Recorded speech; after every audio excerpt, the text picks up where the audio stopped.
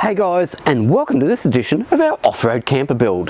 This week I've just been tidying up loose ends. There's been a few things that for whatever reason I've been doing other stuff and I've just been putting them on the back burner, and I just figured I needed to get into them, finish them off before I do the more major work of the front and rear cladding and buttoning the camper up. So we'll just run through those one by one.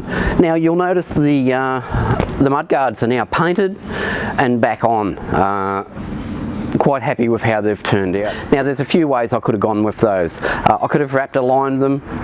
That's a fairly common thing to do nowadays. After wrapped aligning the chassis, I'm not a fan of it for external surfaces. I think I've said that before. I just find that it attracts a lot of dirt and always looks dirty in the darker colours. Maybe it's okay in the lighter colours, but anyway. So there was a bit of surface rust on them. I had to sand that back with some wet and dry. I just rattle canned a primer coat on it, sanded that back, and then I put a 2K base coat on them and a 2K clear coat. Because it's not in an oven, I've just been leaving them to dry for a couple of weeks before I buff them. There is a little bit of dust in them, but there's not a whole lot I can do.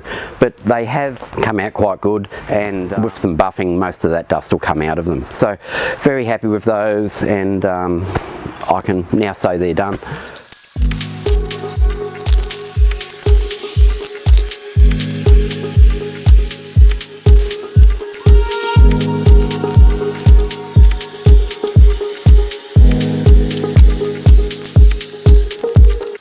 You'll remember when I put the side window in, I said that my walls with the Dometic windows, even though they were to spec with the Dometic windows, I needed to make a spacer plate. So I've made those. This one's now finished. This is the spacer plate. I've made both at the one time, so they're both exactly the same size. I need to cut out the inside of that. They're a little bit of a pain because the external frame, once you cut out the inside, is maybe 10 mils thick. So you're getting to really thin material that if you do the wrong thing and get a vibration up while you're cutting it, it'll snap fairly quickly. So it's basically clamping it down, and I found the best way is just to use a hole saw in the corners like I normally do, and put a circular saw in, and then just cut the ends out with a handsaw just to get the insides out, and then sand it back.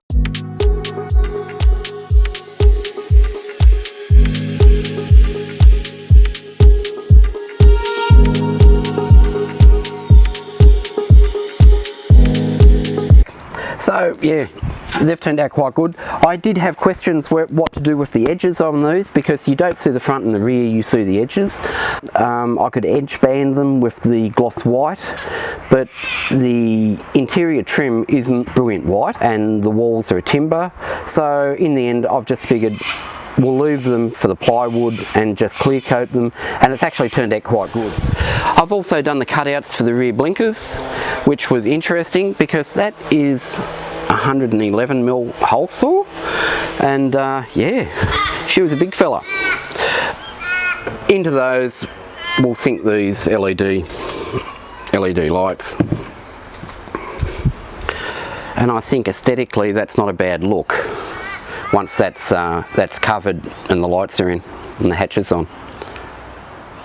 So that's done. The other thing that I have been putting off was making the other door for the fridge box.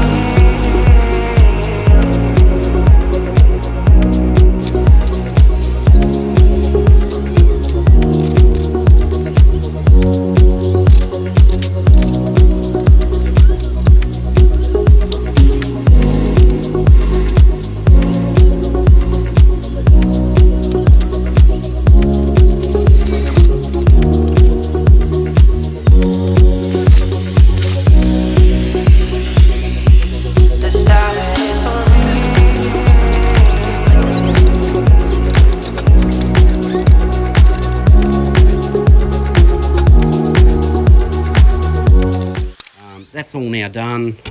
It's turned out quite good, and very happy with that.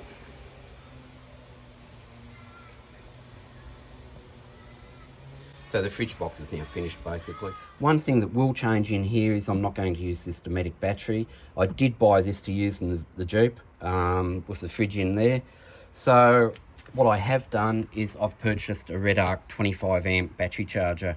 This has got a dual feed. It'll feed in solar and has its inbuilt solar regulator as well as the 12 volt. It's a 25 amp and it'll probably be good enough for a 100 amp battery. So I'll get a 100 amp lithium battery. With this, it will select the solar feed over the 12 volt feed if it's bringing in more amps from the solar panel. So I can basically put this in and forget about it, which is what I was after. With this, I'd have to be constantly changing over leads from solar or 12 volt. So that's the main reason I'm changing from this. So that's it for this episode. I hope you enjoyed that. Next episode, I am going to get some cladding on the front of this thing and the window installed, and we're going to lock this thing up.